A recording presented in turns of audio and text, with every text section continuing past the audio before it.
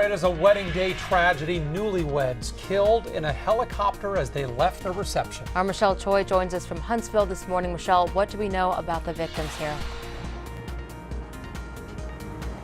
Oh my gosh, guys, this story is so awful and sad. It hurts my heart. Now, according to the Houstonian, the young couple were both seniors here at Sam Houston State studying agriculture. And you know, they were just about to start their new journey together as husband and wife before their lives were tragically cut short.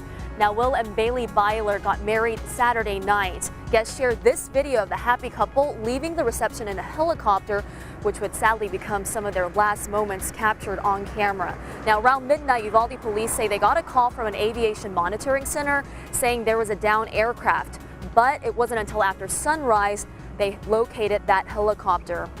Officials confirming to our sister station in San Antonio, several people on board were found dead.